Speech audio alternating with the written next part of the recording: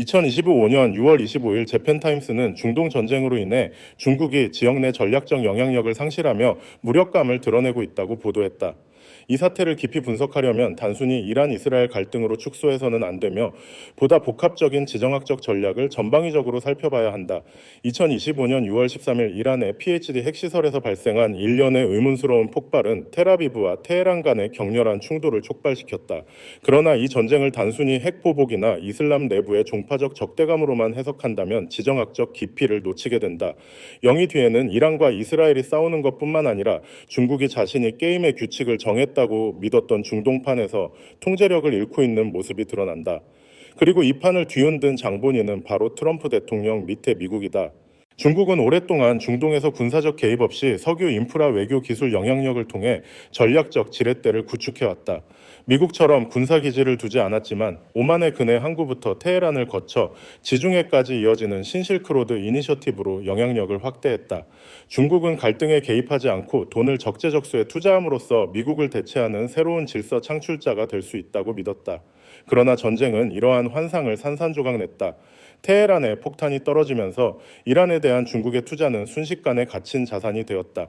호르무즈 해협이 봉쇄될 위기에 처하면서 중국의 석유 수입 40%가 위협받았다. 이란이 약화되자 4천억 달러 규모의 25년 전략 협정이 휴지 조각이 될 가능성이 커졌다. 그리고 미국은 중동에서 물러난 듯 보였던 미국은 이스라엘의 행동에 녹색불을 켜주며 배후에서 전체판을 장악했다. 중국의 불개입 정책은 이제 완전한 무력감으로 전락했다. 중국은 이란을 공개적으로 보호할 수 없으며 그렇다고 이란을 포기할 수도 없다. 중국이 침묵할수록 영향력은 무너지고 그럴수록 약점이 드러난다.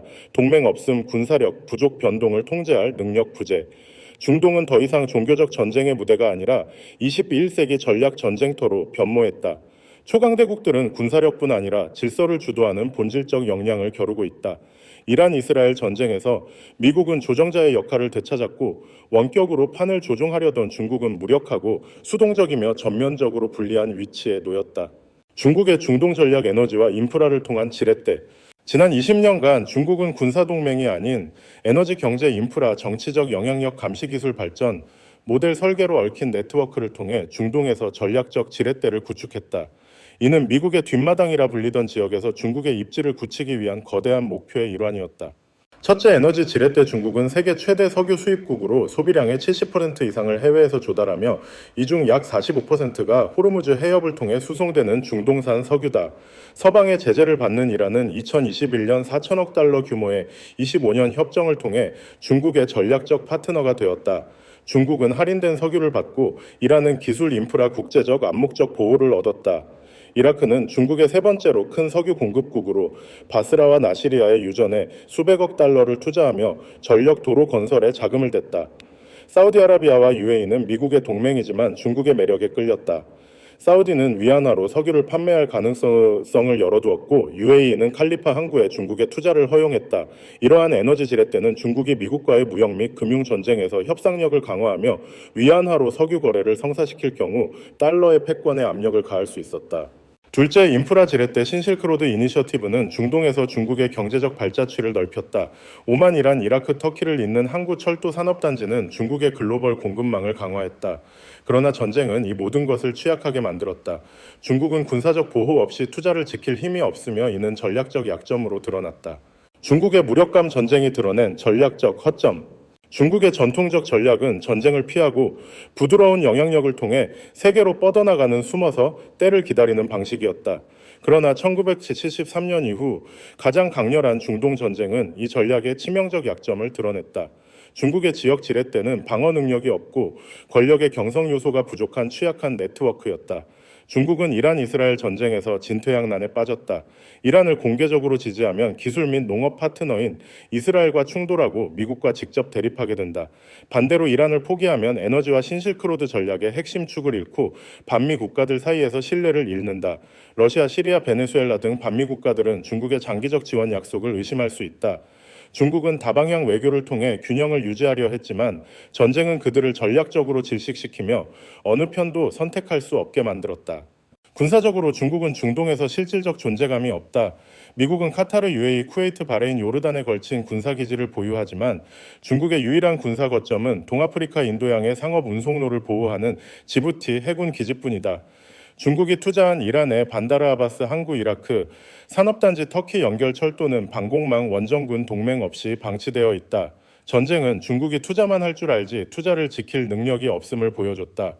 호르무즈 해협의 봉쇄 위협은 중국의 에너지 안보를 흔들었다. 중국의 유조선은 미국이나 영국처럼 군사적 보호 없이 운항하며 중국 해군은 중동에서 상업 운송을 보호할 역량이 부족하다. 해상 보험료가 급등하고 일부 운송이 지연되면서 중국 내 석유 가격이 상승해 경제에 추가 부담을 주었다. 중국의 에너지 지렛대는 전략적 약점으로 전락했다. 미국의 고차원 전략 전쟁 없이 판을 장악하다. 미국의 가장 큰 전략적 승리는 직접 개입 없이 이스라엘을 통해 이란의 핵심 목표를 타격하며 판을 장악한 것이다. 미국은 이란이 반응하도록 유도해 지역 위기를 촉발시켰고 중국의 동맹국들을 공포로 몰아넣었다. 중국은 군사적 역할이 없어 관찰하고 계산하며 다음 변수를 기다릴 뿐이다. 중국 기업들은 군사적 지원 없이 중동에서 운영되며 많은 계약이 중단되고 인력이 철수했다. 반면 미국은 이란을 중국의 영향력 네트워크에서 뱀의 머리로 만들어 타격했다. 머리가 혼란에 빠지자 나머지 몸통도 어지러워졌다. 중국이 외교 중재, 인프라 투자, 무조건적 경제 협력으로 중동 국가들을 궤도에 묶을 수 있다고 믿었다면 전쟁은 냉혹한 현실을 보여줬다. 경성 권력 없이는 영향력이 가장 먼저 붕괴된다. 트럼프의 놀라운 반전, 석유 제재 완화와 중국의 딜레마. 놀랍게도 트럼프는 트루스 소셜에서 중국이 이란 석유를 구매하도록 제재를 완화하겠다고 밝혔다. 이는 이전의 강경 정책과 정면으로 배치된다. 이 반전을 어떻게 해석해야 할까? 이는 단순한 호의가 아니라 조건이 붙은 전략적 거래다. 트럼프는 중국이 이란의 저렴한 석유에 접근하려면 호르무즈 해협 봉쇄를 막아야 한다는 메시지를 보냈다. 즉 중국은 이란을 정치적 재정적으로 억제해 지역 평화를 간접적으로 보장해야 한다. 이란이 해협을 봉쇄하면 중국이 먼저 타격을 받는다. 이는 중국을 수동적 구매자에서 지역 안정의 보증인으로 전환시키는 트럼프의 고차원 전략이다. 미국은 금지와 완화를 통해 글로벌 에너지 흐름을 조절하며 중동에서 군사적 경제적 주도권을 쥐었다.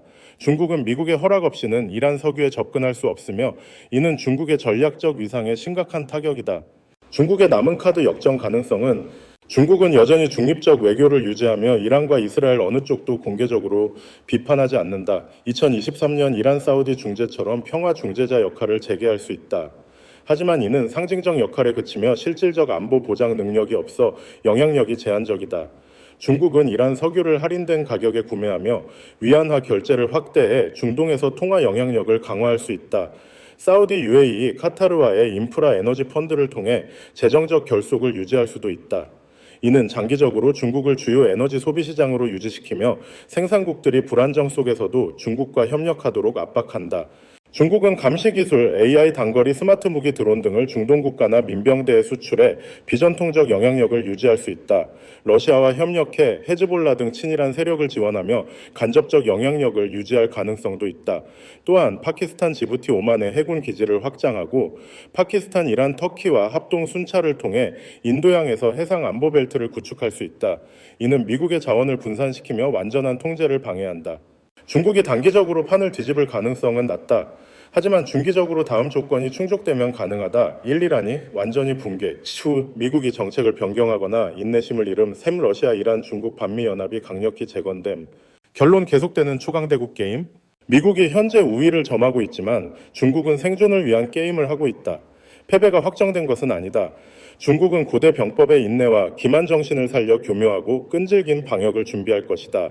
미국의 중동 승리는 한 번의 전투 승리에 불과하며 초강대국 싸움의 최종 승리는 아직 멀었다. 손자는 말했다. 100번 싸워 100번 이기는 것은 최선이 아니며 싸우지 않고 이기는 것이 진정한 최선이다. 중국은 이를 이해하고 미국도 이를 잊지 말아야 한다. 이 전쟁의 다음 장은 무엇일까? 여러분은 어떻게 생각하나요? 댓글로 의견을 나눠주세요.